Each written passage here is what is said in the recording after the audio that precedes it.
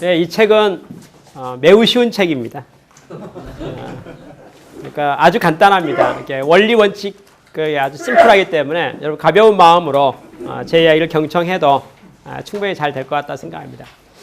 이게 스마트 프라이싱 그랬는데 프라이싱이라는 용어가 이제 가격을 말합니다. 그러니까 가격 책정을 어떻게 할 것인가, 단가 책정을요. 그래서 요즘에 나와 있는 책 중에 프라이싱에 대한 책이 참 많습니다. 단가에 대해서요. 우리는 일반적으로 단가를 탄력성이 없는 것으로 바라보고 있거든요. 단가가. 그러니까 우리가 거래하는 모든 단위에 있어서 예를 들어서 판매하는 소비자 가격도 탄력성이 없고요. 그렇죠? 그 다음에 또 우리가 구입 단가도 탄력성이 없습니다. 쉽게 말해서 가격이 고정돼 있고 올리고 내리는 데서 아주 저항이 많은 거죠. 가격에 대해서 우리가 상당히 어떤 생각입니까? 참 이게 좀 딱딱하다, 하드하다 이렇게 생각합니다. 근데 이 책에서는 스마트 프라이싱에서는 가격에 대해서 한번 들여다봅시다 라고 말합니다. 어떻게 들여다볼 것인가에 대해서 이제 이야기를 합니다. 첫 번째로 드리고 싶은 이야기가 뭐냐면요. 도입 이야기로서 드리고 싶은 이야기가 항공권을 살 때 있잖아요. 비행기표를 살 때, 항공을 살 때 같은 비행기에 손님이 쭉 샀는데도 불구하고 타서 앉아있는데도 불구하고 타고 있는 승객이 지불한 금액이 천차만별이라는 겁니다. 천차만별. 보통 여행사를 통해서 사게 되죠. 근데 일반적으로 비행기 요금이라는 것은 일반적으로는요. 예약 기간이 몇 개월 전에 예약하면 가격이 내려갈 확률이 매우 높습니다. 가까이 임박해서 사게 되면은 당연히 뭐가 되면 비싸겠네요. 근데 요새 티켓 중에 오픈 티켓들이 있고요. 그 다음에 제약계 이제 조건부 티켓들이 있습니다. 그래서 그러니까 조건이 까다로우면 이 비행기 지정석으로 딱 한 비행기 있잖아요. 그러니까 쉽게 말해서 연기 안 된다. 그러니까 등등 해보면 제한 조건이 붙어버리면 가격이 또 내려갑니다. 근데 비행기표 중에서 정말 싼 비행기표가 있어요. 어떤 비행기표냐면 여행사에서 블록 세일이라고 해가지고 어느 항공기 있잖아요. 항공기 비행기 좌석을 10좌석을 잡아놨어요.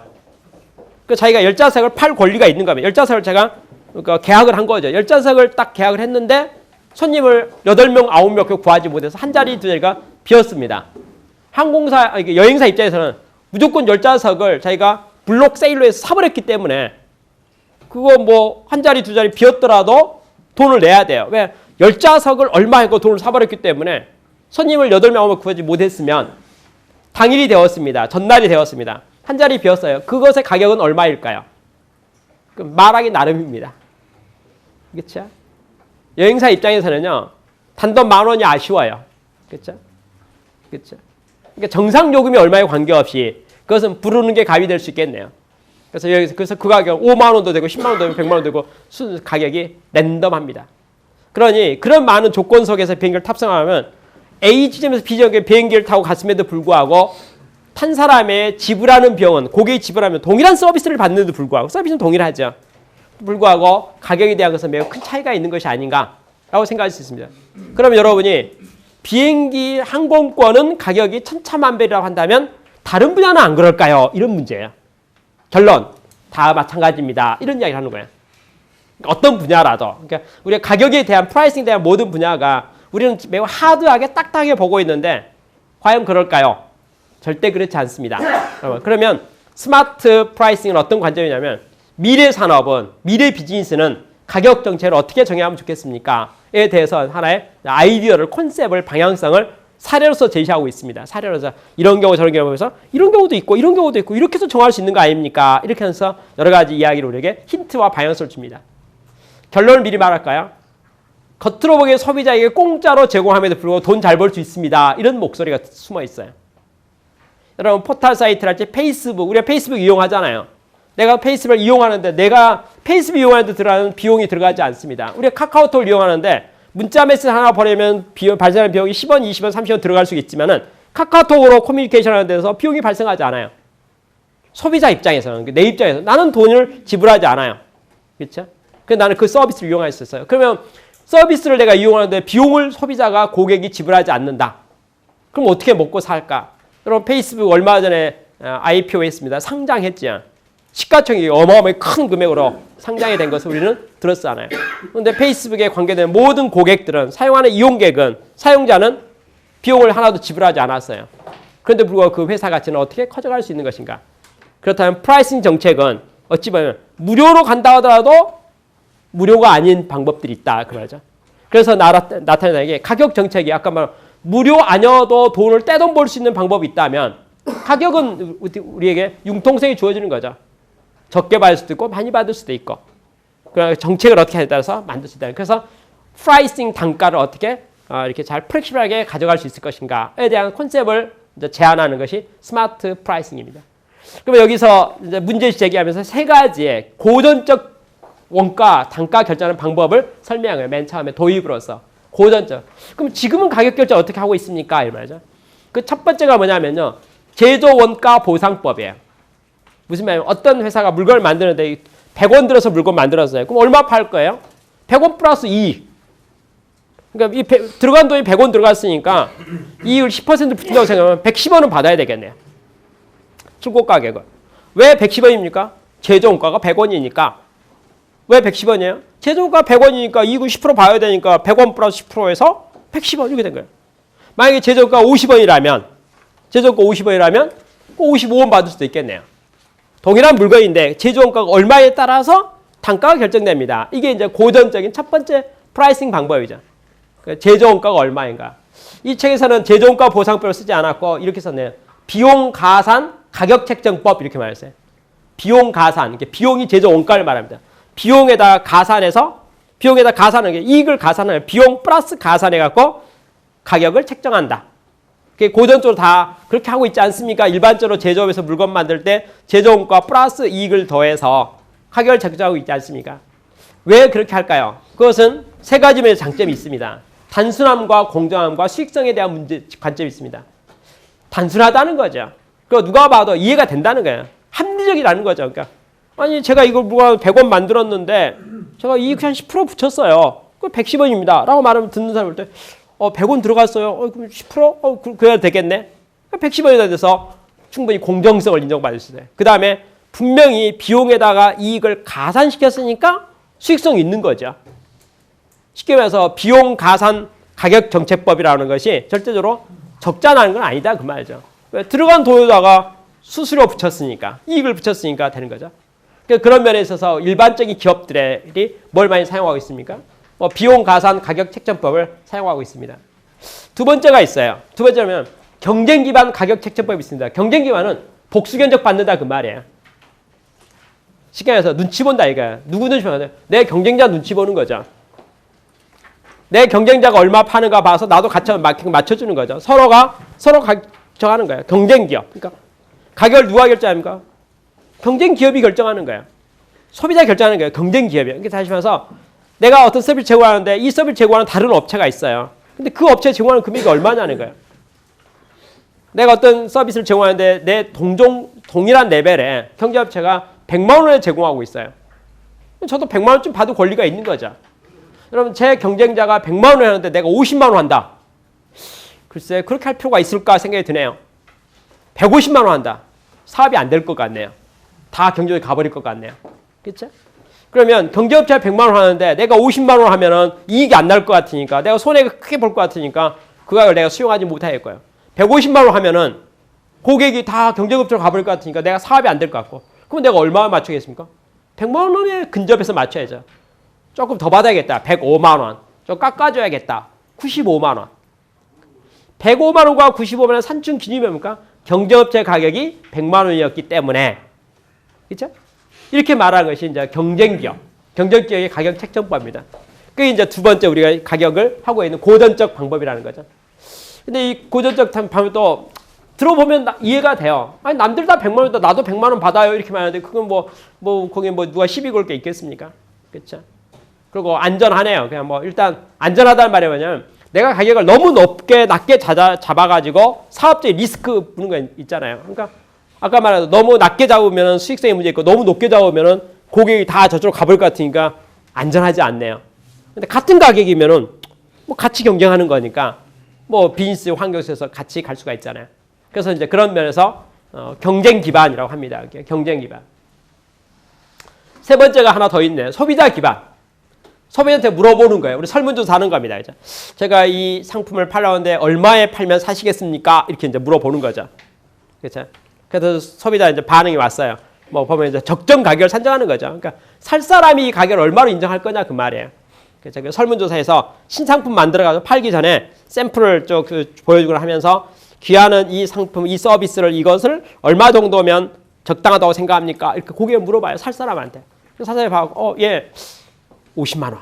그죠? 어떤 사람 뭐 평균 숫자 나오겠죠. 그 데이터를 가만히 들여다보고 이거 고객 50만 원밖에 안 준다는데, 그렇죠? 고객 50만 원인데 100만 원을 가격 책정하는 순간 어디에 되겠습니까? 고객 비싸다 하면서 메리트를 느끼지 못하겠네요. 그렇죠?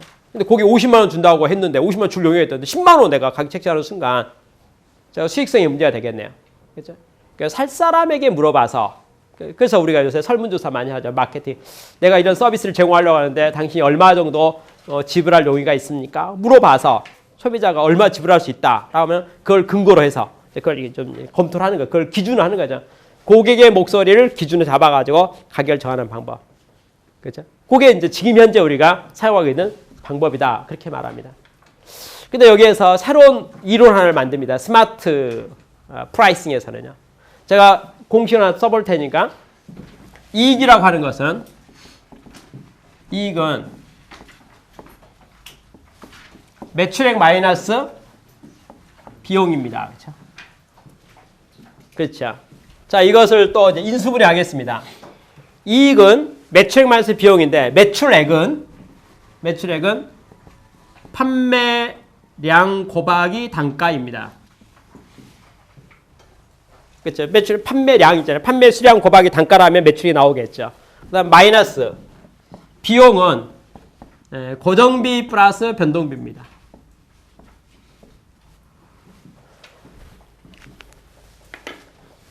자, 회사에서는 이익을 극대화시키기를 원합니다. 이익을 극대화시키려면 공시에서 매출액 마이너스 비용 이익이니까 매출액을 올려야 되겠고 비용을 낮춰야 되겠다. 그렇죠? 그래서 그 차이값이 커져야 이익이 되는 거죠. 근데 매출액은 얼마 팔았습니까? 판매량 곱하기 단가로서 매출액이 결정됩니다. 그 다음에 비용은 원가상으로 봤을 때 고정비 플러스 변동비로서 비용이 결정됩니다. 그렇죠?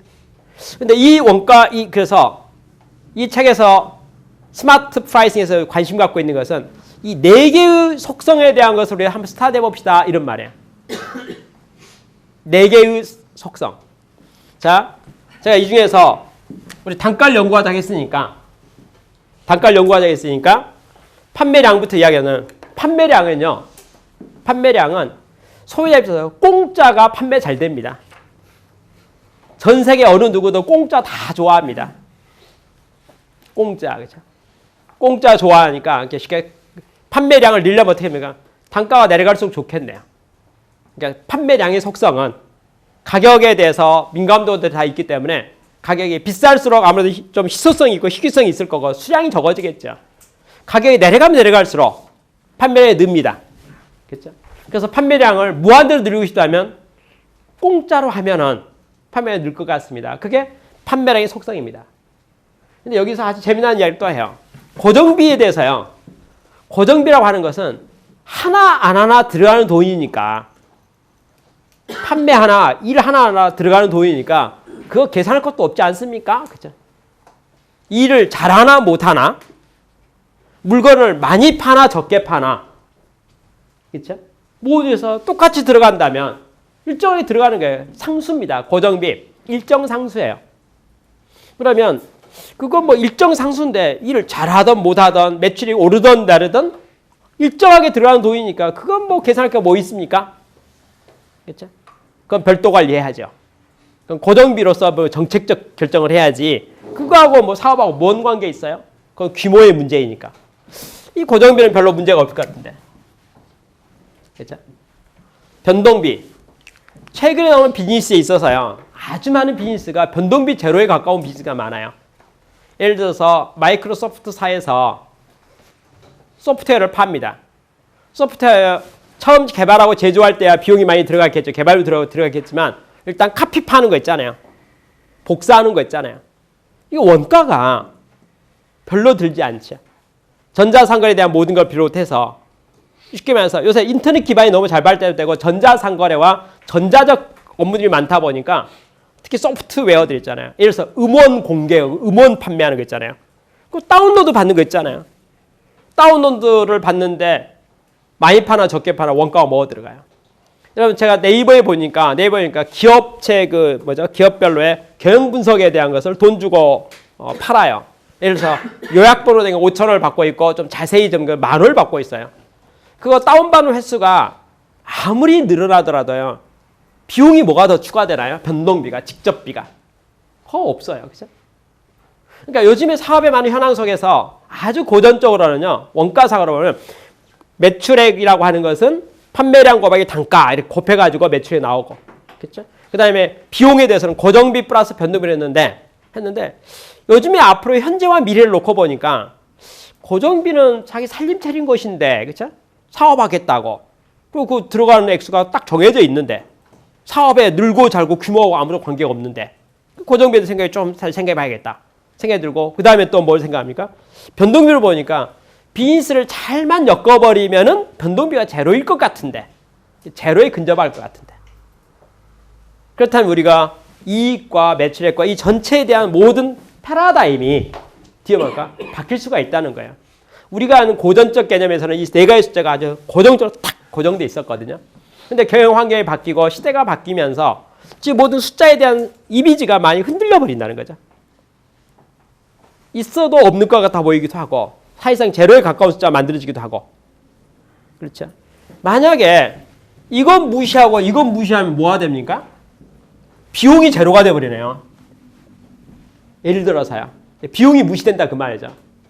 그러면 이익이라고 하는 건 매출액 마이너스 그럼 매출액은 판매량 곱하기 단가인데 그건 단가가 매우 많이 내려가더라도 이게 무한대로 늘어버리면 그렇죠? 숫자에서 그만큼이 이익을 다 구성할 수 있겠네요. 그렇죠? 우리는 생각할 때면 단가를 일정 단가를 유지해야 된다. 일정 단가를 유지해야 된다. 단가가 올라가게 되면 이익이 많아지고 단가 낮추면 회사 망한다. 왜냐하면 제조원가를 보상해야 되니까. 근데 보상해야 될 제조원가는 고정되는 픽스 코스트에서 일정 금액이 있고 변동비 들어가지 않고 뺄 것도 없어요. 뺄 것도 없어요. 그런데 그러면 숫자로 그러면 지혜로운 판단 한번 해볼까요? 자, 현재 판매량을 100을 하고 있는데 단가가 100이었어요. 단가가 100이었는데 100을 팔아서 그럼 만이라는 숫자가 나오겠죠. 이쪽 뒤를 좀 무시하고 내려놓고 이거 판매량 매출이 늘면 이익이 는다는 가정 속에서 그렇죠? 그럼 봅시다. 자, 만약에요. 단가를 50으로 낮췄다니 반 낮춘 거죠. 그럼 이게 200이 될까요? 이 문제죠. 아니요. 이게 500 될 수가 있다는 거죠. 가격을 반을 낮추니까 판매량이 2배 느는 게 아니라 5배 늘 수도 있잖아요. 그럼 조금 더 낮춰볼까? 재미가 있네. 이거 지금 10분의 1로 낮춰버려서 10이 되게 하면 어떻게 될까요? 100원짜리 물건을 10원에 팔아버리는 거야. 엄청 팔겠네요. 그렇죠? 숫자로 얼마? 만 그랬어요. 만. 자, 100 곱하기 100은 만밖에 안 되죠. 그렇죠? 500 곱하기 50이니까 25,000이 되겠죠. 10 곱하기 만원 하니까 10만이 돼버리네요. 그러면 100원에 팔아서 만원 벌랍니까? 10원에 팔아서 10만원 벌랍니까? 이렇게 말하는 거죠. 가격을 10분의 1로 낮추니까 매출이 10배가 늘고 이익은 더 많이 늘고. 그렇죠? 이익이 얼마나 되는지 숫자 한번 더 보여줘 볼까요? 고정비 얼마 들어갈까요? 8,000원 들어갔다고 생각합시다. 숫자로 적는 거. 임의로 숫자로 적는 거 고정비니까. 픽스드 코스트예요. 그럼 변동비는 아까 제로라 하고 참고로요. 변동비 아까 소프트웨어 판매한다 가정하면. 그러면 10,000원에서 8,000원 빼니까 이익이 2,000원 생기겠죠. 뭐 빼야 되니까. 100,000원에서 8,000원을 빼니까 92,000원 생기네요. 계산상으로 그죠. 이익이 몇 배 늘었습니까? 그렇죠? 그렇죠. 2,000원의 이익이 10배가 되면 2만 원이죠. 약 10만 원 가까이 돼요. 92,000원이니까. 그러니까 10배 하면 2만 원인데 5배 되니까 50배 정도. 정확히 한번 보면 46배 정도. 그러면 이제 요 해석을 넣고 보면 이렇게 말할 수 있잖아요. 저희 회사가 판매 가격 100만 원, 100을 90%를 디스카운트 해가지고 10에 팔게 됐더니 이익이 46배 늘었습니다. 이렇게 설명하는 거잖아요. 그렇죠? 그러니까 우리가 지금 생각하는 막연한 이게 이 책을 보기 전에 생각했던 아이디어는 뭐냐면 단가 관리 잘 해야 된다. 우리 단가 떨어지면 회사 죽는다. 이런 느낌 있잖아요. 그래서 단가는 유지돼야 된다. 이거 단가 내려가면 죽는다. 요새 우리 모든 업체 다 그래요. 그렇죠? 단가와의 전쟁. 안 떨어지게 하는 연구. 우리 회사 단가 떨어지면 죽는다. 이런 의식이 다 팽배하고 있는데 스마트 프라이싱에서는 이거는 어떻게 생각하세요? 이렇게 말하는 거예요. 우리가 하는 비즈니스가 있는데 특정 비즈니스인데 이 비즈니스는요. 다운로드 하는 거라서 변동비 안 들어갑니다. 고정비 일찍 있습니다. 한 8천도 들어갑니다. 현재 수준을 보니까 100의 남들을 받고 있어요. 그리고 한 100 정도 하고 있어서 뭐 수익이 유지되고 있습니다. 그렇죠? 만이라는 매출액에서 2,000원이라면 20% 이익이니까 뭐 나쁘지도 않네요. 뭐 유지되고 있습니다. 근데 우리가 제안하는 거예요. 가격을 만약에 10분으로 떨어뜨리면 어떻게 된다고 생각하세요? 많이 팔리겠죠. 완전 덤핑 10분의 1인데 뭐 완전 다 팔리겠네요. 숫자로 짚어보면 얼마나 된다고 생각해요? 글쎄 많은데 얼마나 될까? 한 100배 되지 않을까요? 그래서 100배예요. 그래서 만이 100이 많이 된 거죠. 100배 된 거죠. 10분을 떠니까 100배 된다 이거. 그렇게 되면 결과는 어떻게 될까요? 글쎄 계산상으로 봐서 이런 조건을 이제 가설 시뮬레이션 한다면 이익이 46배 늘겠습니다. 그러면 말을 당신 회사가 현재 판매 단가를 10분의 1로 다운시키면 이익이 46배 늘 것 같은데 하시겠습니까? 이렇게 경영자한테 말하면 모든 경영자가 뭐라는 거? 예, 하겠습니다. 이렇게 하는 거죠. 그러면 가격이 이제 100이 50도 내려가는 거예요. 10이나 5나 1로 내려갈 수 있겠죠. 그래서 제가 10가지에 대해서 책에서 말한 10가지에 대해서 간단하게 좀 보충 설명 내지는 또 사례에 대한 의견들을 말씀드리도록 하겠습니다. 첫 번째가 이 책에서는 스마트 프라이싱에서는 강조하고 있는 첫 번째가 원하는 만큼 지불하라 이렇게 표현을 했어요. 원하는 만큼 지불하라. 그렇죠? 원하는 만큼 지불하라는 말은 좀 바꿔서 말해서 고객이 원하는 대로 해줘라 이런 말하고 똑같습니다. 원하는 만큼 고객이 원한다면 원하는 것이 얼마 되는가 봐서 고객이 원한다면 고객이 원하는 것에 대해서 그걸 했으면 좋겠다. 왜 그럴까요? 아까 말한 if 만약에 이 변동비 있잖아요. 한계이익을 만들고 있는 변동비가 얼마 되지 않는다면 그렇다면 우리가 거기에 대해서 연구를 해서 제조 원가에 대해서 좀 많은 연구를 했으면 좋겠다 이렇게 말합니다. 예, 원하는 만큼 지불하라 해서 우리가 좀 중요하게 생각하는 것 용어 중에 한 가지가 있는데 요새 그 제조업의 경영실이 너무 잘 돼가지고 제조 원가가 아주 슬림화됐어요. 글로벌 소싱도 잘 돼 있고. 그래서 제가 뭐 참고로 말씀드리면 화장품 같은 경우 있잖아요. 화장품 같은 경우는 전체 소비자 가격에서 제조 원가가 차지하는 비율이 요즘에는 10% 이하로 내려가는 것 같아요. 그러면 화장품 관련 비즈니스에 있어서요. 제조원가 절감이라는 것은 이슈가 될 수 없다는 거죠. 왜냐하면 이미 10% 이하인데 반 줄여봐야 1, 2%, 2, 3%, 5% 이상 내려갈 수가 없잖아요. 화장품의 경우에서. 그럼 우리가 관심 있는 것은 90%가 중요하죠. 뭐가 이렇게 많이 붙어 있는가. 여러분 화장품 회사는 보면요. 광고도 많이 하고요. TV 광고도 많이 하죠. 부터 시작해서 다양한 많은 물류비도 있겠네요. 그러니까 매장에 물류비 속성도 있을 거고 또 유통 단계별로 마진도 있을 수 있죠. 그렇죠? 그러니까 그 많은 것들이 여러 가지 말하면 붙는 것도 있지 않겠습니까?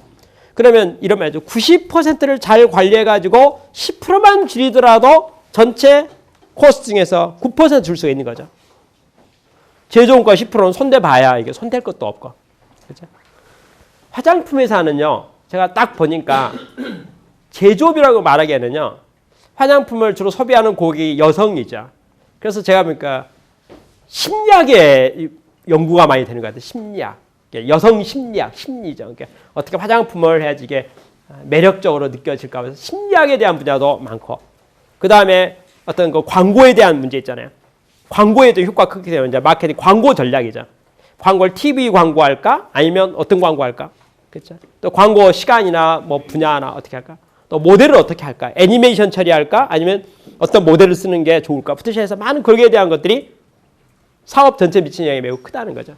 그러면 어찌 보면은 광고 전략에 대한 것에 대한 것이 화장품 회사에서는 수익성이나 회사 매출에 모든 면에서 미치는 영향이 엄청 클 수가 있죠. 그 말을 거꾸로 말해서 그러면 돈을 지불할 고객이 누구인가? 그걸 뭐라 합니까? 타겟 커스터머, 타겟, 목표 고객이라 하죠. 목표 고객을 누구로 잡을 것인가? 그 목표 고객에 대해서 어떻게 대응할 것인가? 근데 목표 고객은 비용 지불에 대한 생각이 어떠한 것인가? 그죠? 그래서 그것을 생각하면 가격에 대한 모든 것들이 뭡니까? 내가 정했던 목표 고객이 원하는 가격에 내가 맞춰주고, 그죠? 전체 그것은 목표 고객은 100%확 잡고, 나머지 고객은 적당히 잡더라도 내가 타겟이라는 고객은 확보하려면 타겟 고객이 지불하기를 희망하는 가격수는 얼마 되는가? 거기에 맞춰서 타겟 고객을 잘 잡게 되면 어떻게 됩니까? 성공할 수 있다. 그렇게 말했어요. 제가 한 2주 정도요. 글로벌 마케팅 연수과정이라는 프로그램에 들어가서 2주 동안 이렇게 배운 적이 있었습니다. 글로벌 마케팅 과정을 배웠어요. 교육을 다 이론 교육을 다 맞춰서 맨 마지막 3일 동안 시뮬레이션 게임을 해요. 이렇게 소프트웨어 패키지를 가지고 와가지고 이제 저와 같은 교육생들 쭉 앉아 있는 데서 이제 드디어 먼저 다 이제 한 사람이 이제 하나의 이제 브랜드를 맡고 있고 이제 비즈니스 자기가 책임자예요. 그래서 컴퓨터에서 시뮬레이션 게임이니까 각자가 이제 마케팅 포피 전략을 세우는 거예요. 이제 뭐 이렇게 그래서 어느 제품이 하겠다, 그쪽에 자원을 어떻게 투입하겠다, 비용을 얼마 쓰겠다 해서 딱 해가지고 동시에 이제 전원이 18명이 교육을 받았는데 18명이 각자의 그 처방전 있잖아요. 나는 이번 시즌에 어떻게 전략하겠다라는 것을 다 이렇게 서로 눈치를 보면서 드디어 딱 해서 이제 결과를 제출해요. 제출하면 이제 그 조교가 제출된 조교를 가지고 그 데이터 입력하고 딱 컴퓨터 시뮬레이션에 집어넣고 엔터키를 딱 누르고 나면 이제 컴퓨터에서 전쟁이 한판 일어나는 거죠. 그렇죠? 그래서 각 지역마다 이제 성과가 컴퓨터에서 다 이렇게 나와요. 컴퓨터 나오면 다시 나온 결과물들을 다시 다 저는 피드백이죠. 자, 2라운드 하겠습니다. 그러면 또 다 앉아서 이제 내가 이렇게 치고 들어갔는데 누가 치고 들어왔고, 그렇죠? 그래서 내가 이거 뭐 이제 어떻게 했고, 그렇죠? 또 2라운드 이걸 다 이제 성과표를 보면서 서로 눈치 보게, 자는 꼭 나만 따라온단 말이야 하면서 이제 여튼 찾아보면서 그 A 사업부터 쪽에 회사가 있으니까, 그렇죠? 그래서 2라운드 또 데이터를 처방해가지고 또 내요, 그렇죠? 그렇게 하고 또 딱 했어요. 그러면 또 이제 뭐 또 3라운드, 4라운드 해서 계속 이제 1라운드 쭉 한 시즌이 넘어가는 거예요. 그런 시뮬레이션 게임을 쭉 하는 거예요. 사람마다 전략이 다 달랐는데요. 저는 어떻게 한 줄 아세요? 저는 그 계산기를 우리 계산기 있잖아요. 큰 계산기요. 공학 계산기를 딱 가져다 놓고 좌표 계산을 했어요. 좌표 있잖아요. 딱 다른 사람들 눈치를 보니까 다들 수학은 끔찍이 싫어해가지고 다들 통밥으로 대충 적당히 이렇게 타겟을 잡아서 대충 이렇게 전략적으로 5대 3대 2 뭐 이렇게 한 달쯤에 딱 해요. 저는 그렇게 하지 않았고요. 그렇게 하고 전체 시장 중에서 타겟을 딱 정하고요. 타겟을 정해요. 이렇게 목표 시장을 딱 정한 다음에 타겟을 하나만 정하고요. 제가 가지고 있는 자원 있잖아요. 100% 그 한 포인트에다가 올인하는 거예요. 저의 전략은. 다른 사람은 시장이 많기 때문에 욕심나는 게 많아요. 제품도 많아요. 그러니까 자원이 100이 되면 100을 가지고 되면 여러 곳에 분산시켜요. 뭐 적당히 이쪽에 좀 많이 하고 이쪽 조금 하고 이렇게 다 제가 보니까 다 그렇게 했어요. 근데 저만 어떻게 했냐면 저는 그 전체 시장 중에서 성장성이 커고 마음에 드는 시장을 하나 잡은 다음에 그 시장에 타겟 있잖아요. 그걸 좌표 계산 딱 해가지고 한 곳을 딱 포인트를 찍은 다음에 그 포인트에다가 제가 가지고 있는 자원을 100% 올인을 딱 하고 나서 시즌을 끝냈어요. 다음 시즌 딱 가서 다 결과부터 나오면 그 지역에서 제가 워낙 강력하게 자원을 투자하기 때문에 그 자리를 싹 잡아버려요. 한 90% 잡아버리는 거죠. 그 자리는. 근데 그 자리는 어떻습니까? 시장 중에 가장 마음에 들고 성장성 있고 좋은 시장이거든요. 그렇잖아요. 그러니까 1라운드에서 제가 제일 커 보이는 시장을 거의 주도적으로 장악하고 나서 또 2라운드 딱 봐요. 시장 중에 더 두 번째로 제일 여튼 판세가 있으니까 두 번째로 큰 시장 있잖아요. 큰 시장에 제가 갖고 있는 자원을 또 100% 올인하는 거예요. 그렇게 18번 시즌이 돌아갔거든요. 결과를 발표하겠습니다. 제 마켓시어가 95%, 18개 입장에서 16개가 부도났어요.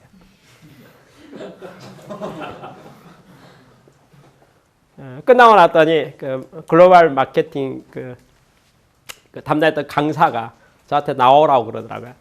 자기가 시뮬레이션 게임을 하도 많이 했는데 지금까지 이런 사례는 없었다고. 비결이 뭐냐고. 어떻게 해서 이렇게 했냐. 그렇게 저한테 질문했어요. 그래서 제가 그 교육장에서 같이 참여했던 다른 참여 멤버들도 다 저 때문에 아주 혼났죠. 부도나 그랬으니까 뭐 어떤 사람 뭐 몇 번째 다 이제 부도나기 시작하는데 뭐 도저히 당할 수가 없어요. 그래서 제가 이거니까 제 자원이 엄청 커져버리니까 이제 처음에야 다 N분의 1에서 똑같았었죠. 필드에서 자기가 10% 많은데 20% 많은데 2배, 3배 많은데 서너 배 많은 힘으로서 그냥 한 걸 추고 박으니까 거기는 완전히 뭐 초토화 돼버리잖아요. 그렇죠? 그래서 제가 이렇게 그거 초점 타겟 고객을 정한 다음에 올인한 겁니다. 그렇죠? 타겟 고객을 정해서 올인한 겁니다. 마케팅에 있어서 매우 중요한 원리 원칙 중에 한 가지가 뭐냐면 타겟 고객을 정해서 올인하는 거예요. 그러니까 내가 잡고자 하는 걸 확실히 잡아야 된다 그 말이죠. 근데 내가 잡고자 하는 고객이 가격을 얼마 원하자는 거예요. 그렇죠? 그럼 원하는 가격에 맞춰서 하면은 뭐 하는 거? 원하는 가격을 했으니까 타겟 고객은 확실히 잡을 수 있는 거 아닌가? 그렇죠? 근데 그 가격에 대한 결정이 시장 잡는 게 중요하니까. 왜 시장 잡는 게 중요합니까? 한 사람의 고객을 제대로 잡으면 뭐가 됐습니까? 평생 갈 수가 있잖아요. 그러니까 거기까지 유대감이 매우 중요하잖아요. 근데 내가 평생 내 비즈니스 하면서 평생 같이 가야 될 나의 고객은 누구인가를 선정하라 그 말이거든요. 그리고 선정했으면 그 고객 꽉 잡아라 이거야.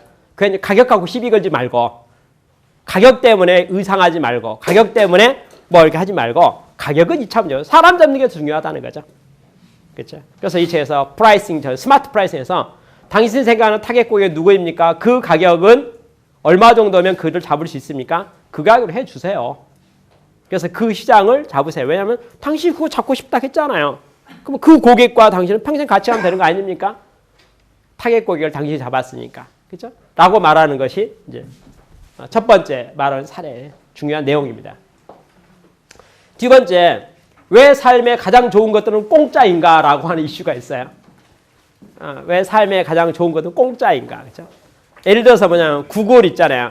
우리 구글 검색 엔진 쓰는데 우리는 검색 엔진 구글에서 보면요 상당한 비용 발생합니다. 무슨 말이냐면 이제 데이터베이스 용량 처리 그 시스템을 유지하니까 그 대단히 큰 뭐 고정비가 발생하고 있다는 걸 다 알고 있어요. 근데 우리는 구글에 있는 데이터망에 접속해가지고 내가 원하는 정보 검색하잖아요. 딱 치면은 아주 잘 좋은 효과 좋은 돈 딱 해요. 물론 나도 인터넷망에 접속하는 게 기본 뭐 접속료는 들어가고 공통비 들어가지만 구글에게 내가 주는 건 하나도 없다 그 말이에요. 그러니까 전 세계 구글의 소비자는 구글의 사용자는 고객에 주는 돈이 하나도 없어요. 구글은 사용자로부터 돈 받는 거 하나도 없다 이거죠. 근데 구글은 어떻게 그걸 잘 나가냐 이거예요. 돈 잘 버냐 이거예요. 그리고 소비자 입장에서 공짜냐 이거죠. 그렇죠? 네, 공짜에도 되는 이유가 뭘까요? 그렇죠? 구글이 고객을 꽉 잡고 있으니까요. 자, 검색 엔진 중에서 구글이 탁월하니까 많은 사람이 구글을 이용해요. 그래서 구글을 이용하니까 드디어 구글을 충성스럽게 사용하는 고객층이 존재한다 그 말이죠. 매일같이 구글을 접속하고 있는 사람들이 있다는 거예요. 그렇죠? 매일같이 접속하고 있는 그 무형 자산 때문에 뭐가 가능합니까? 광고 수입이 가능하다는 광고가 가능하다는 거예요. 광고가. 어떤 광고일까요? 많은 비즈니스 집단이 기업들이죠. 기업들이 자기 회사를 홍보하고 싶어요. 나의 고객에게 우리 상품과 우리 서비스를 알리고 싶어요. 근데 알릴 방법이 마땅치가 않아요. 그런데 구글 사이트에는 나의 고객이 내가 홍보하고 싶은 고객이 어떻게 됩니까? 매일 방문에 찾아오고 들여다보고 있다는 거예요. 그러면 여러분 간단히 설명할까요? 어떤 영업사원이요. 자기가 영업하려고 물건을 들고 고객사를 다 방문해서 사람을 만난다고 생각해봐요. 첫째, 거리가 엄청 많이 걸릴 뿐만 아니라 비용도 엄청 많이 들고 있죠. 그렇죠? 또 만나다 해서 갔다 해서 내가 영업하러 가는 그 사람이 나를 위해 시간 내주겠습니까? 잘 내주지도 않아요. 허탕칠 수 있습니다. 자, 하드웨어적으로 물리적으로 봤을 때 상당한 비용이 고객을 신고객을 만나거나 만남이잖아요. 유치하거나 그들에게 우리 회사를 카탈로그나 회사를 홍보하려는 데서 비용이 만만찮게 들어가요. 근데 구글 사이트를 딱 들어가니까 구글의 사이트에 고객 수가 엄청 많은 거예요. 그중에 소팅해 보니까 우리 회사에 관심 있을 만한 고객도 엄청 많은 거예요. 그리고 내가 방문해서 만나야 될 그 고객은 구글 사이트에 들어오고 있는 거예요. 거기다가 내가 드디어 광고를 하나 실으면 구글이 친절하게 이렇게 말해요. 와서 읽어보면 돈 받는 걸로 할게요. 이런다 이거죠. 그러면 내가 물리적으로 비행기 타고 차 타고 등등 해가지고 고객을 방문하면 1회 방문에 돈 100만 원씩 들어가는데 구글에서는 뭐라 합니까? 1회 클릭하는 거 있잖아요. 클릭할 때 10원씩 계산하죠. 이런다 이거예요. 그러면 계약 안 할 리가 없죠. 그럼 전 세계 모든 기업이 뭐니까 구글에게 광고 계약하는 거죠. 광고 계약. 나는 구글에 내 목적을 달성해서 방문만 할 뿐인데 내가 필요할 만한 모든 서비스들에 대한 것을 구글이 소개도 해주는 거예요. 광고 사이트를 통해서. 소개를 해주는데 돈은 누가 받습니까? 이제 회사하고 구글 사이에 받는 거죠. 그렇죠? 소비자인 나에게 어떤 패도 주지 않아요. 근데 구글은 또 페이스북은 어떻게 합니까? 매우 사업이 잘 되고 있다. 그렇죠? 그러면 내가 사업을 할 때 이제 스마트 이메일 뭐라 그러죠? 앞으로 사업 진짜 잘해서 큰 돈 벌고 싶으면 가격을 공짜로 해야 될 거 아니겠어요? 가격 정책을 어떻게 할 것인가? 가격이 내려가면 내려갈수록 판매가 좀 잘 될 것 같은데, 그렇죠? 가격 낮추면 낮출수록 타겟국에 대응하기 좋을 것 같은데, 그리고 세상 1등짜리는 다 공짜일 것 같은데, 당신은 가격 정책을 어떻게 생각합니까? 저는 컨설팅 한다 했으니까 컨설팅 이야기를 해볼까요? 일본의 어느 컨설팅 회사가요. 제가 방문했어요. 방문했는데 그 컨설팅 회사는 고객을 방문하는데 고객 컨설팅 서비스를 하는데 놀랍게도요. 컨설팅 비용을 제로로 받는데요. 점심도 자기가 부담하고요. 실비, 교통비도 자기가 부담해요. 저는 그런 컨설팅에서 처음 만났어요. 무슨 말이냐면 고객을 방문하는데 컨설팅을 무료로 하는 거예요. 컨설팅 무료로 해요. 지도비를 받지 않아요. 컨설팅비를 받지 않고 컨설팅 이동하는 교통비도 자기 부담이고 컨설턴트 부담이고 점 식사마저도 컨설턴트 부담이에요. 쉽게 말해서 컨설턴트 그 회사를 지도하는데 조건이 뭐냐면 당신이 원하신다면 우리는 지도할 수 있습니다. 당신이 원하신다면 우리는 지도할 수 있습니다. 그렇죠? 당신이 허락한다면 우리 지도할 수 있습니다. 지도비와 모든 비용은 100% 저희가 부담하니까 저희 때문에 돈 쓸 이유는 하나도 없습니다. 그런데 만약에 저희 지도를 받아보시고 효과가 많이 난다면 알아서 좀 주셔도 됩니다. 주시는 것 거절을 안 합니다. 안 주셔도 됩니다.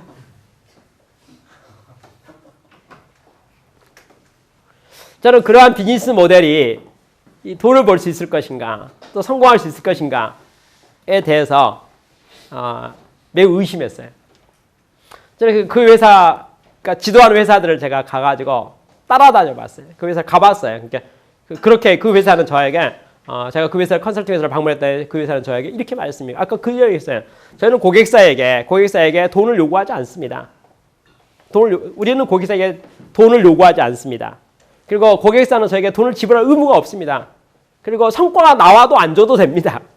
성과가 나와도 안 줘도 됩니다. 주고 싶으면 알아서 좀 주면 됩니다.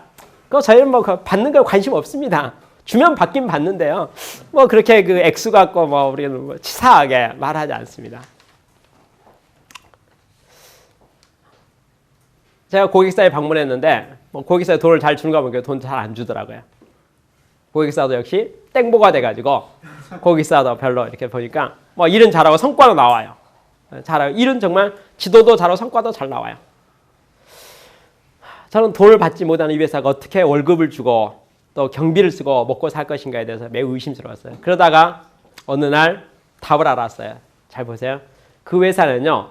분기에 한 번 정도씩 성과 발표하는 세미나를 그 지역에 있는 호텔 중에 제일 고급 호텔 있잖아요.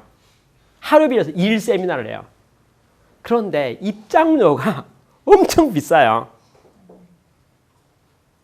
회비가 엄청 비싸요.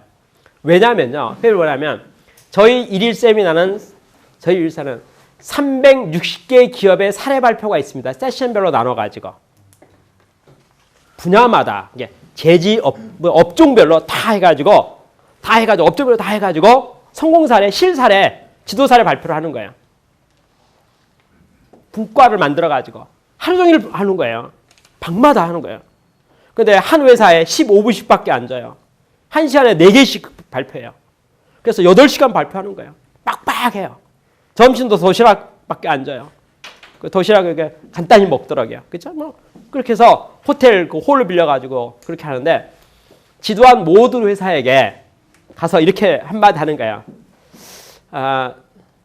귀사가 저희 회사에 컨설팅을 받으셨는데 참 성과가 좋아서 그러는데 제가 보기에 사기 악양 차원도 그렇고 여러 면을 생각해서 사례 발표를 하면 좋겠습니다. 지도 결과 있잖아요. 전후에 대해서 보고하면 좋겠습니다. 대신 보안 문제 때문에 자료는 발표만 하시면 되고 배포를 할 필요는 없습니다. 그러니까 참석하지 않고서는 그 자료를 볼 수가 없다 그 말이죠. 그러니까 당신은 와서 우리가 당신 도왔지 않냐 이거예요. 그 돈 당연히 1원도 안 냈지 않냐 이거예요. 그렇잖아요. 근데 우리가 세미나 하는데 당신 지도한 거 사실이니까 당신이 와가지고 발표 좀 해라. 근데 발표를 하는데 자료는 보안 문제도 있고 하니까 배포하지 마라. 그렇죠? 그 설명 좀 해주라. 그렇게 말하는 거예요. 여러분 어떤 사장님도요 그 말 거절하기 쉽지는 않아요. 그렇죠? 그래서 지도하고는 관계된 모든 회사를 100% 총동원 시키는 거야. 시간표 딱 말고 국가했죠. 자 그렇게 했는데 이제 그 세션이 만들어졌잖아요. 그러면 홍보를 합니다. 홍보를 은연중에 어떤 능력이에요? 동종업계에 뭐가 있지 않습니까? 업종들이 있으니까. 그 회사를 요새 일 잘해요. 근데 그거 공장 견학도 불가능하고 보여나 주겠습니까? 그 자료 오픈되지 않잖아요. 근데 이번에 와서 발표하기로 했으니까 당시 회사 간부들, 관계된 사람들 가서 잘 보고 질의응답해서 동종사 어떻게 하는지 보고 좀 배워야 되지 않겠어요? 그거 가는 것 불가능하지만, 그렇죠? 내부 자료를 관계자가 책임자가 와가지고 설명하고 질의응답할 수 있는 기회는 처음 있는 기회다 이거, 그렇죠? 그리고 그 회사도 요새 혁신을 참 많이 하고 있기 때문에 계속 3달 전 모습과 지금은 영 다르다 이거예요. 현재 최신에 바뀌어 있는 모습에 대한 것을 좀 봐야 되지 않겠는가? 그렇게 말하면서 팜플렛 그 업체명 있잖아요. 하더라고. 그걸 다 360개사에 홍보하는 거예요. 모든 회사는 어떤 욕심이 있어요? 벤치마킹 있잖아요. 타사에 대한 관심이 있어요. 근데 그것을 전달이 안 되네요. 자료로 배포를 하나도 안 하니까. 가서 봐야 되잖아요. 그렇죠? 그러니까 어떻게 합니까? 회사마다 한 10명씩 등록하는 거예요. 그렇죠? 그렇죠? 제가 당일이 돼갖고 세미나장에 갔는데 호텔이 그냥 제일 큰 호텔이 비좁더라고요. 제일 큰 호텔이 비좁아요. 비싼 금액에 이론 쓰면 딱 했으니까 그거로 한 번 세미나하고는 1년치 고정비가 다 빠진다고 저한테. 여러분 저는 그 회사의 그 세미나 전략 있잖아요. 그 세미나 아주 묘하게 잘 해놨어요. 그리고 제가 사례 발표에 참석했는데 사례 발표 내용도 되게 좋았어요. 그리고 자료를 배포하지 않으니까 오픈을 잘해요. 그리고 그 다 혁신과 합류와 관계된 사람들한테 다 설명도 잘하고 질의도 잘하고 매우 진지해요. 그러니까 참석해서 만족도도 되게 높아요. 그리고 또 분야마다 세션별로 묶어서 그룹이기 때문에 정보 교류가 되니까 여러 면에서 제가 그래서 매우 의미 있는 보안 문제도 있고 자료 세미나는 아무도 없어요. 그래서 아침에 모여서 그죠 다 하루 종일 공부하고 딱 헤어지고 나면 1년치 살림에 대한 고정비를 100% 회수를 하는 일본의 컨설팅 회사를 제가 만났어요. 그 회사는 고객에게 뭐라고 합니까? 저희는 고객에게 폐 끼치지 않습니다. 그렇죠? 좋은 세미나에 한 번씩 초청했을 뿐입니다. 그렇죠? 여러분 그 회사 지금 일본에서 상당히 규모 있게 컨설팅을 매우 잘하고 있어요. 한국에도 네트워크를 만들었죠. 그 회사 컨설팅 회사 요새 컨설팅 비즈니스 중에서 보면 그 성과급이라는 게 있어요. 이게 성과 나오면 성과급이 얼마 낸다, 그죠? 고정급을 하지 않고 이런 것도 있죠. 근데 성과 계산도 어렵죠. 근데 저는 그 회사 성과급조차도 그렇죠? 고객에게 맘대로 그렇죠? 줄라면 주고 안 주려면 말아도 되고 그렇죠? 안 봐도 된다고 하고 실질적으로 잘 안 받고 있는 주면 받고 있고 그렇죠? 그럼에도 불구하고 회사가 컨설팅 잘 제가 보기에 잘 유지되고 있는 그런 일본의 컨설팅 회사를 제가 직접 목격했습니다. 그러니까 우리가 생각하는 프라이싱 전략이라는 것에 대해서 있잖아요. 어떤 생각이냐면 우리는 적정 가격을 받아야 된다 생각하는데 어찌 보면 공짜도 구글과 마찬가지로 그렇죠? 잘 될 수가 있는 모델이 많이 있다는 거죠. 그렇죠? 여러분 보면 많은 부품 회사들 있잖아요. 제품은 그냥 거의 공짜로 무료로 대여해 주면서 그 스페어 파트 있잖아요. 예를 들면 뭐 그 정수기 같은 것도 마찬가지죠. 정수기 같은 것도 대여료 자체는 그렇게 큰 금액을 받지 않고요. 그냥 빌려주는 거예요. 그렇지만 필터 교환, 필터 같은 거 있잖아요. 아니면 AS 부품이랄지 그런 쪽에서 이익을 취하는 비즈니스 모델도 있잖아요. 그래서 본체 자체는 거의 그 메인터넌스 비용으로서 이익을 관리하는 그런 비즈니스도 있잖아요. 그래서 우리 가격에 대해서 생각할 때 말입니다. 2번 내용에 왜 삶의 가장 좋은 것들은 공짜인가 그렇게 썼습니다. 그렇죠? 공짜인가. 3번에 보면 뭐가 나왔습니까? 가격 경쟁의 기술 그랬습니다. 그렇죠? 그렇죠? 가격 경쟁의 기술 했는데 결국은 어떤 말이냐면요. 요 그림으로 다시 보면 될 것 같아요. 뭐냐면 가격을 반 낮추면 판매량이 5배 는다면 낮추는 게 훨씬 이득이다. 이런 논리죠. 불황이 되니까 많은 회사들이 가격에 대해서 민감해지고 소비자에게 팔기 위해서 노력을 하죠. 그래서 가격 파괴를 많이 합니다. 가격 파괴는 2%, 3%, 5% 낮추는 게 아니고 30%, 50% 낮추는 가격 파괴라고 합니다. 대폭 낮추는 거죠. 그렇죠? 영업적에서 분석하는 게 있어요. 어떤 분석합니까? 만약에 현재 판매를 반으로 낮춘다면 판매량이 얼마 될 거냐는 문제예요. 그러니까 가격을 내리는데, 그렇죠? 그래서 어떤 회사는 어떻게 하면 주요 제품, 주요 핵심 모델 있잖아요. 핵심 모델에서는 가격을 많이 내리는 거예요. 왜? 많이 팔고 싶어서. 근데 가격을 이제 검토해보는 거예요. 10% 낮추면 얼마 늘 것 같고, 20% 낮추면 얼마 늘 것 같고, 30% 낮추면 얼마 늘 것 같고 해서 낮추는 거 있잖아요. 그 다음에 판매량의 증가에 대한 포캐스팅. 그래서 상황으로 봤을 때 몇 프로 정도 낮추면은 얼마 더 팔릴 것 같다라고 생각해서 가격을 이제 적절하게 정책적으로 낮추는 거죠. 그러면 뭐가 됩니까? 이제 되는 거죠. 많은 슈퍼마켓에서요. 슈퍼마켓에서 생활에 아주 밀접한 품목들이에요. 예를 들어 콩나물 같은 거 있잖아요. 그것을 가격을 실제 원가 이하로 낮춰서 팔기도 합니다. 이름을 뭐라고 합니까? 미끼 상품 그래요. 미끼 상품. 미끼 상품 뭐냐면 누구나 집에 콩나물이 필요하니까 콩나물 사러 오는데 가격이 매우 싸요. 그러니까 구입 가격 이하로 싸요. 그러니까 콩나물 사러 온 거예요. 와서 이제 더 사는 거죠. 그래서 그 아이템을 미끼 상품이죠. 미끼 상품은 전략적으로 가격을 정책을 특별하게 가져가는 거죠. 아까 말한 적정 이익 이런 개념이 아니죠. 그 상품은 손해 보는 것 같아 보이지만 그 고객이 옴으로 해서 일단 많이 와야 되니까 이 동네 사람 우리 슈퍼로 다 와야 되겠다죠. 그렇게 해서 그걸 전체로 하게 되면 큰 사업의 이익이 있는 거 아닌가. 그러면 이제 가격 정책, 가격 전략이라는 게 있잖아요. 가격 전략에서 우리는 어떤 아이템에 대해서 전략적으로 마음에 드는 아이템에 대해서는 대폭적 할인이 가능하다. 대폭적. 그러니까 대폭적 할인은 2%, 3%가 아니고 파격적인 가격의 파괴라 할까? 그런 것이 가능하다. 그런 점에서 뭐라고 말합니까?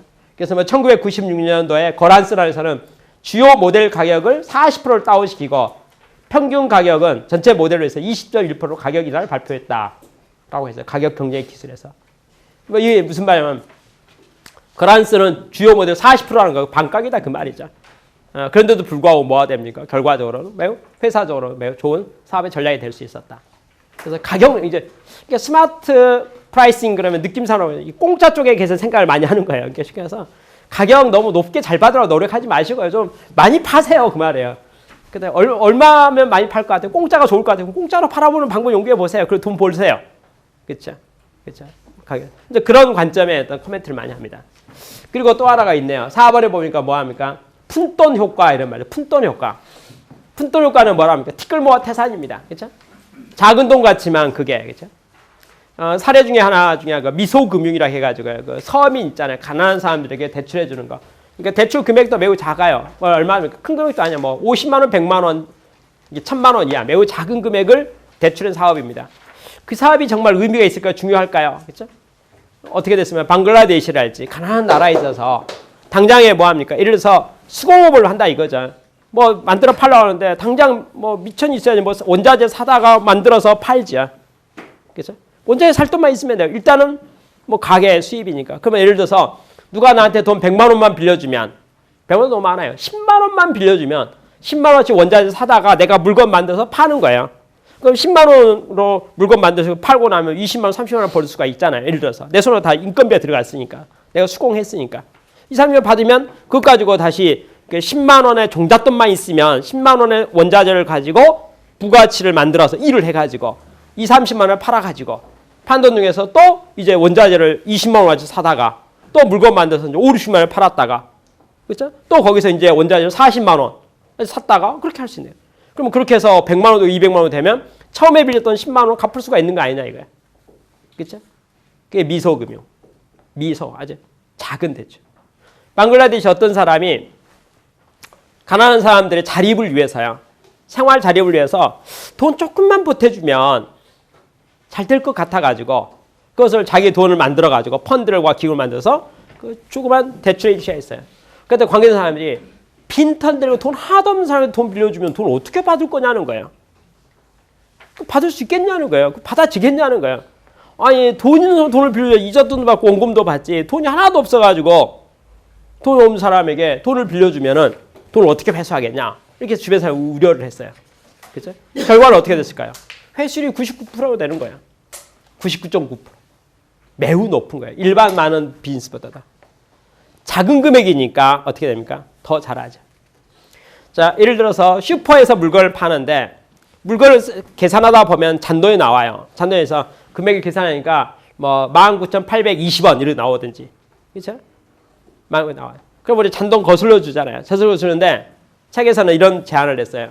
어느 할인점에서 슈퍼 있잖아요. 아울렛이랄지 뭐 할인점 있잖아요. 마트, 뭐 이마트다 뭐 그래서 계산대에서 잔돈이 나오면 그 옆에 껌 같은 거 있잖아요. 껌이나 초콜릿이나 이런 거 놓고 글씨 써놨는데 뭐냐면 현금 잔돈으로 계산하면 반가격 50% 디스카운트 써놨어요. 자, 뭐냐면 돈을 목돈을 내잖아요. 19,200원이다. 19,200원. 그러면 내가 2만 원 내고 800원 거슬러 받아야 돼요. 근데 옆에 써놨는데 뭐냐면 내가 800원으로 1,600원짜리 가져갈 수 있다 그 말이에요. 초콜릿 하나 200원짜리거든요. 200원짜리인데 8개 가져가시든지. 근데 50% 디스카운트. 저기서 바로 이게 계산 저 안에 사면은 1,200원 사고 사는 거예요. 그렇죠? 근데 계산대 뭐냐면 서비스를 고객을 위한 서비스로서 그래서 그냥 푼돈 있잖아요. 잔돈 있잖아요. 그렇죠? 잔돈 그 놓고 가세요 그 말이에요. 뭐 필요한 거 물건 사가세요. 그렇죠? 그렇죠? 근데 여러분 소비자 가격하고 구입 가격은 가격 차이가 분명히 존재하는 거잖아요. 그래서 겉으로 보기에는 어떻게 보입니까? 50% 디스카운트니까 마치 소비자 입장에서는 공짜로 사는 것 같은 느낌으로 뭐 50% 반가격이야. 그러니까. 그래서 다 잔돈만큼 사는 거죠. 잔돈만큼 껌 사가고 초콜릿 사가는 거죠. 근데 계산기 딱 눌러보면 어떻게 됩니까? 푼돈의 수익률 있잖아요. 그렇죠? 그래도 높은 거예요. 저게 매장에 있는 수익률보다. 계산기를 눌러보니. 그래서 뭡니까? 전체 순이익 중에서 전체 매출과 순이익에서 푼돈이 차지하는 비율은 5%.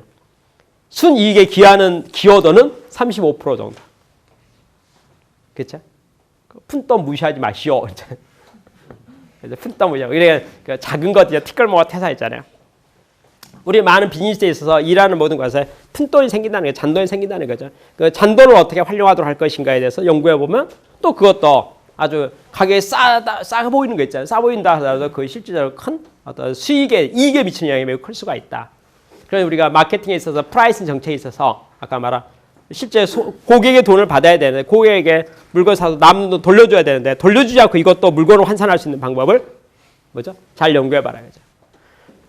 제가 어느 날 그 유통업체 있잖아요. 특히 식당에 이게 그 컨설팅하는 것을 제가 옆에서 목격한 바가 있어요. 아주 베스트 컨설팅 회사가 아주 최고의 서비스를 한다 해서 제가 벤치마킹 궁금해가지고 어떻게 하나 그죠? 강의를 하고 가르치는데 설명 이렇게 하더라고요. 고객이 주문을 받고 나서 그걸 하고 나서 한 번 더 물으라고 가르치더라고요. 한 번 더. 주문이 다 끝났어요. 메뉴판 보고 고르잖아요. 뭐 이렇게 다 고르고 나면 뭐냐면 그러니까 한 번 더 말하는 거예요. 한 번 더 뭐냐면 예, 뭐 추가로 뭐 하실 거 없으신가요? 이 말이잖아요. 더 할 거 없냐 이게. 그러니까 끝났어요. 예, 뭐 이렇게 쭉 불러서 딱 끝냈는데 뭐라고 한 번 더 묻는 거예요. 그죠? 뭐 추가로 더 하실 거 없으신가요? 그죠? 추가로 하나 더. 그래서 없으신가요? 이 말 딱 물으면 우리 한국 사람 모든 사람이 예스맨 기질이 있어가지고 부담을 딱 느껴가지고 또 하나 막 찾는 거예요. 그냥. 거기에 걸리는 사람 확률이 50%다 이거예요. 그리고 그 주문은 단가가 앞에 것보다 평균 단가 더 올라간다는 거예요. 비싼 거는. 그러니까 주로 고를 때 처음 고를 때 싼 거 많이 골랐다가 그다음에 하나 더 없으세요? 그러니까 추가할 거 없으세요? 이렇게 말하는 순간 부담을 탁 내고 고르는데 아까 기본 다 골랐으니까 이제 뭐 고를 것도 별로 없죠. 그러니까 좀 부담스럽고 하고 비싼 거 고른다 이거. 그렇죠? 그래서 뭐죠? 한마디 코멘트 하나 더. 말 같은 느낌 같아서 하나 더 뭐 없냐고는 그 말 하는 거 있잖아요. 그 자체가 아무것도 아닌 것 같지만 회사 음식점 식당에 있어서 매상 올리고 매출 올리는 데 있어서는 이익 올리는 데 있어서는 혁혁한 걸 찾아요. 하나 더. 뭐 추가로 할 거 없으세요? 그렇죠? 거기에 이제 우리가 사소하게 생각하는 모든 것이 사실은 그렇지 않다. 그렇죠? 우리나라에 별로 사용하고 있지 않는 것 중에 한 가지가 자동 할인 시스템이라는 게 있어요. 그게 어떤 거냐면요. 자동 할인 시스템이 물건을 딱 갖다 놨어요. 책을 갖다 놨더니 물건을 가져가고 해서 일정 시간이 지나잖아요. 시간이면 자동으로 해서 이 물건은 일주일 지나면 가격이 10% 다운되고 2주 지나면 얼마 되고 이렇게 시간 지나면 다운되는 거예요. 그 시즌 같은 거 있잖아요. 여러분 보면 요새 우리 그 계절이 바뀌면 2월 상품 뭐 이런 달지 그러면 그 가격 내려가잖아요. 근데 그것을 우리는 세일즈로서 일반적으로 하는데 그것이 아니고 아예 제도적으로 그래서 쉽게 말해서 날짜 지나면 가격이 떨어지는 거예요. 날짜 지나면 가격이 떨어져요. 그러면 어떤 옷가게라고 가정합시다. 옷가게에 옷이 하나 걸려 있는데 현재 가격이 금액이 적어져 있어요. 금액이 적어져 얼마나 100만 원 적어져 있어요. 어떤 소비자가 그걸 딱 보고 좀 비싸 보여요. 비싸 보이니까 살까 말까 하다 망설이는데 거기 가격 기준표가 있어요. 뭐랍니까? 입고일, 입하일이랄까 뭐 들어온 날짜 있잖아요. 적어지는데 기록된 게 뭐냐면 보름씩 지나면 20%씩 내려갑니다. 써놨어요. 보름이 지나면. 날짜를 딱 보니까 오늘이 벌써 10일째예요. 5일 지나서 20% 내려가요. 80만 원이 되는 거예요. 그럼 내가 이제 망설이는 거죠. 5일 후에 와서 80만 원 사야겠다. 이렇게 100만 원 너무 비싸고. 그 20만 원 내려간다는 게 너무 할인율이 그 공식 할인율이니까 마음에 드는 거예요. 그래서 어떤 고객은 와가지고 80만 원에 삽니다. 그렇죠? 80만 원 샀는데 안 샀다고 가져갑시다. 어떤 고객이 왔는데 딱 보니까 정가는 100만 원 기록돼 있는 거예요. 이게 100만 원짜리 물건이 100만 원 팔았던 물건이에요. 팔려고 내놓은 물건이에요. 가치는 100만 원짜리예요. 근데 오늘 와서 딱 보니까 이미 날짜가 얼마 지나가지고 60만 원대네요. 예를 들어서 60만 원이에요. 그러면 40% 디스카운트 됐잖아요. 그러면 구매 욕구가 어떻게 되겠습니까? 와, 40% 떨어졌는데 이거 누가 사기 전에 빨리 사야겠다. 그렇죠? 이게 조금만 더 지나면요. 누가 금방 사가볼 것 같은 초조감 때문에 왜냐하면 내가 지금 안 사잖아요. 내가 지금 안 사고 어떻게 됩니까? 5일 지나면 가격이 떨어져요. 떨어지면 내가 오기 전에 누가 기다리고 있다가 그 시간에 딱 그 다음날 아침에 와가지고 딱 사버릴 것 같은 불안해서 이건 내 것이 될 수가 없어요. 그렇잖아요. 그러니까 초조해요. 불안해요. 그게 뭐냐면 자동 할인 시스템. 그러니까 체계적으로 시스템적으로 특정 품목에 대해서 있잖아요. 품목에 대해서 이거 좀 시즌 문제도 있고 여러 가지 해서 한다면 미끼 상품이든지 그래서 자동 날짜 정해놓고 자동으로 가격이 딱딱 떠들어 이게. 지금 말하는 논리가 뭐하고 안 맞냐면 맨 앞에 뭐 비용 가산하는 거 있잖아요. 그렇죠? 그거 관계없이 가격은 가격대로 논리다 그 말이야. 그렇죠? 근데 보유하고 있는 물건은 팔아야 처리해야 될 대가 아니냐 이거죠. 그렇죠? 처리하려면 어떻게 해야 되겠어요? 그러면 그 가격이 싸야지 처리하죠. 얼마까지 싸게 할까? 그걸 알 수가 없으니까 아예 이제 기준을 잡아가지고 가격을 정기적으로 이렇게 아예 할인 시스템을 만들어가지고 딱 정해놨어요. 그래서 이 물건 결국 팔려요. 왜? 가격이 많이 내려가니까 결국 팔려요. 근데 언제 팔릴 것인가 소비자가 결정해요. 불안한 사람이 먼저 사요. 필요하다고 생각하는데 불안한 사람이 갖고 싶은 욕망하고 그렇죠? 가격은 계속 내려가는 거고 내가 이번 안 사면 다음 사람이 이 다음에 사버릴 것 같은 위기의식이 느껴져요. 그래서 많이 고민하다가 결국 사죠. 어느 가격에 사게 되죠. 그러면 첫 번째 가격을 더 높게 붙이는 게 더 장사 잘 되겠네요. 이 물건은 한 달 전에 팔 생각하고 그렇죠? 그래서 10일마다 15일마다 가격이 내려가니까 그렇죠? 받고 싶은 금액이 저 정도 됐잖아요. 근데 소비자의 심리를 위해서 마음 편안하게 이렇게 비싸고 좋은 물건을 내가 이렇게 50% 찍어서 샀다는 그런 만족감을 주기 위해서 청기 제품 가격을 높게 잡을 수도 있겠네. 어떻게 잡더라도 이제 할인 제도를 정기 할인 제도 있잖아요. 그래서 자동으로 날짜 잡으면 착착착 그것도 5% 10% 떨어지니까 20%씩 그죠? 그죠? 100, 80, 60, 그죠? 40, 20 뭐 이렇게 그렇게 딱 써놓으면 그 중에 어디서 그냥 탁 걸려서 누가 사가죠. 그렇죠? 그렇게 하는 제도도 스마트 프라이싱에서 말하는 내용입니다. 그렇죠?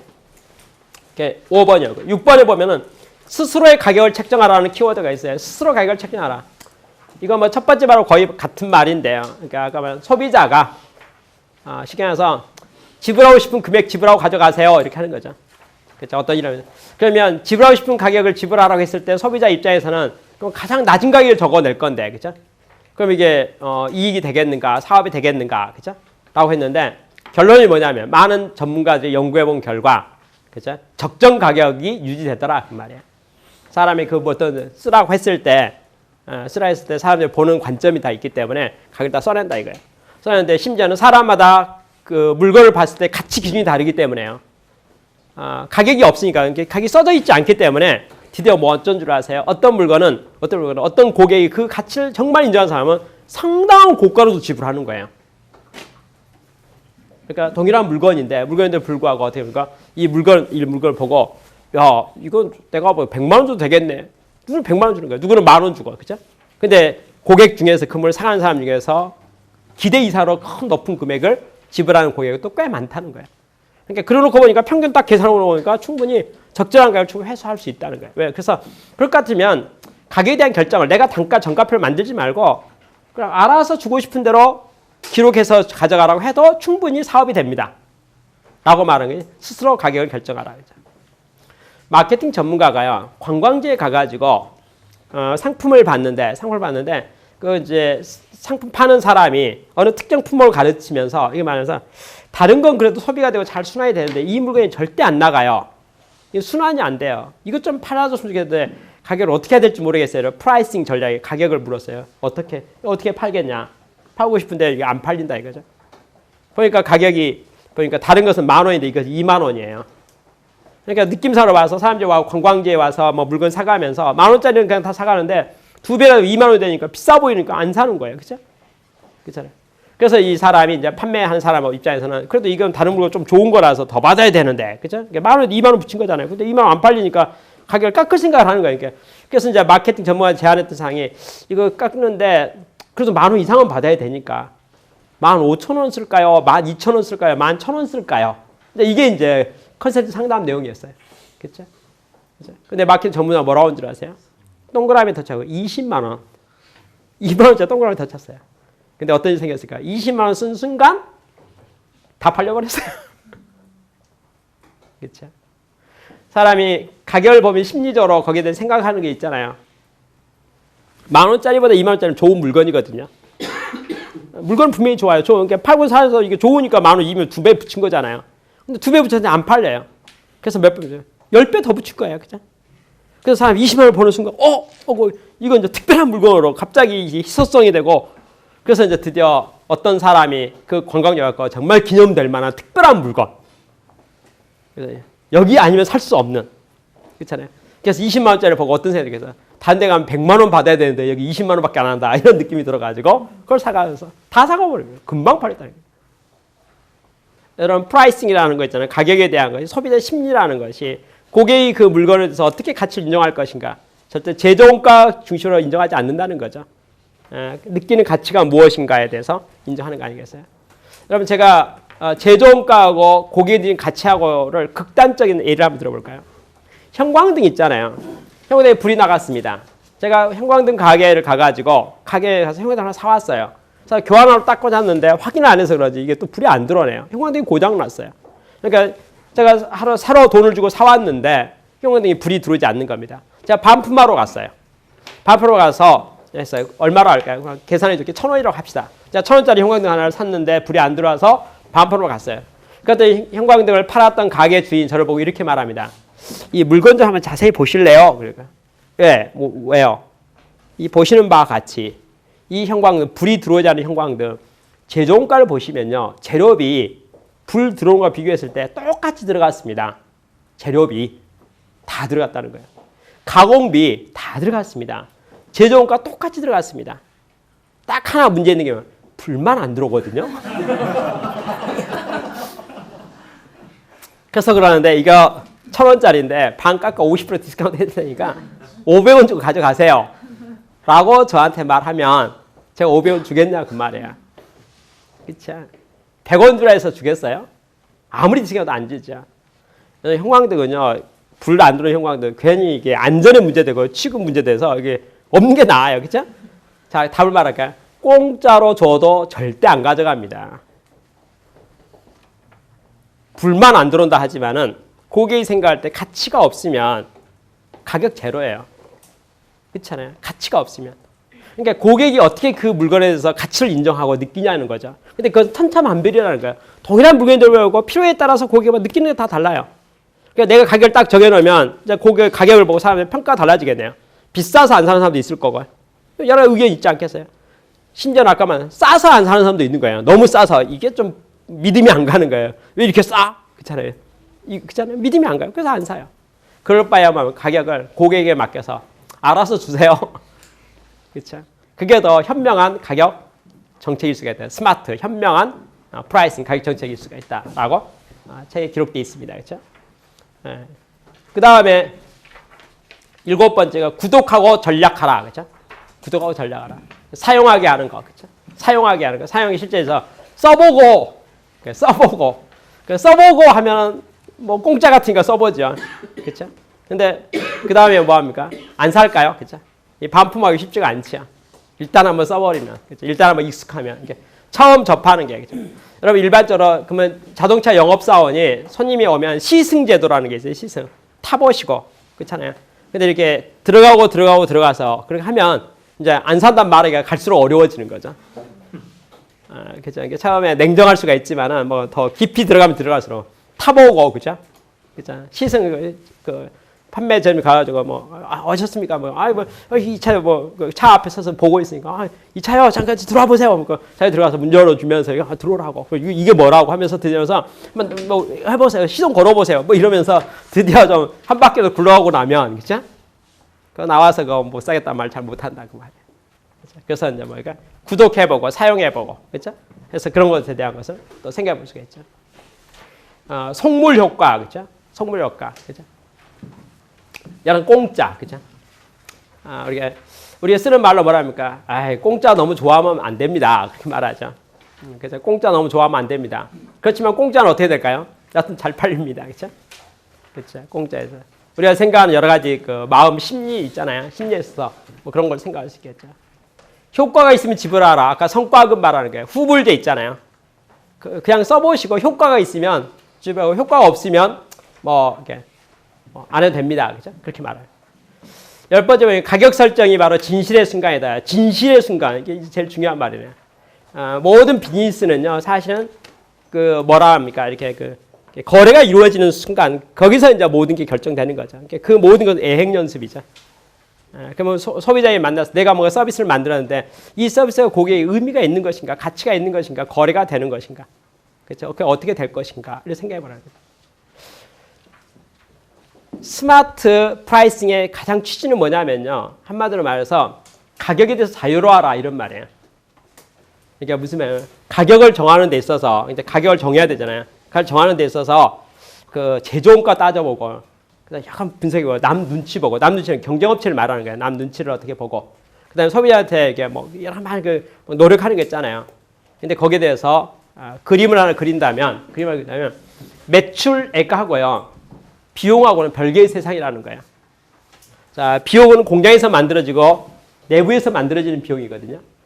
근데 그거하고 매출액이라고 하는 거 있잖아요. 매출액은 쉽게 해서 원가 많이 들었다 해서 매출액이 오르고 내리고 하는 전혀 상관이 없다는 거예요. 그러니까 영업적 행위니까. 그래서 나누어서 결론이 어떻게 되냐면 매출액에서요. 총 비용을 빼면 이익이 되는 건데 총 비용은 어떻게 됩니까? 이건 고정됐다 그 말이에요. 쉽게 해서 많이 팔아도 그 돈 나가고 적게 팔아도 그 돈 나가니까 이건 뭐 계산할 것도 없다 이거예요. 계산할 것도 왜 계산하냐 이거예요. 놔둬버리라 이거예요.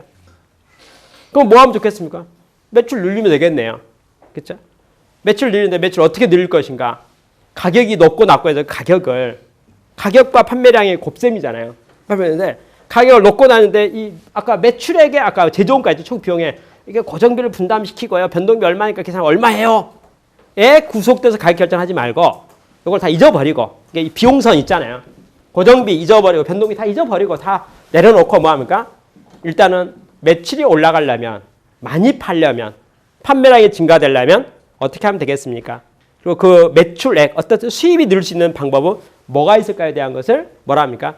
독립적으로 별도로 연구하고 방법을 찾아서 매출을 형성시켜라 이런 말이에요. 그렇죠? 단가에 연결시키든 메인터널에 연결시키든 그건 자유다 이거예요. 그렇죠. 회사가 조직이 성장하고 하려면 매출이 있어야 된다 이거죠.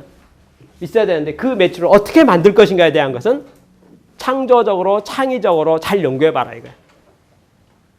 아까 일본의 컨설팅 회사 심지어는 교통비 차비도 이론도 받지 않고 그렇죠. 저는 그 컨설턴트를 만나보고 개인적으로 부럽더라고요. 공짜로 지도는 컨설턴트가 업체 가서요 당당해요. 뭐 꿀릴 게 하나도 없어요. 그냥 돈도 안 받는데 전문가가 가가지고 생산성과 원가와 품질에 대해서 가르쳐 주는 거잖아요. 공짜로 가르쳐 주는 거잖아요. 당신 내 말 안 들을 것 같으면 내 안 오면 돼요. 그렇잖아요. 내가 내 손 들여서 내 시간 들여서 차비 들여서 내가 왔는데 내가 당신 도와주러 왔는데 당신이 내를 뭐 도와줄 내 말 안 들을 것 같으면 안 오면 되죠. 그렇잖아요.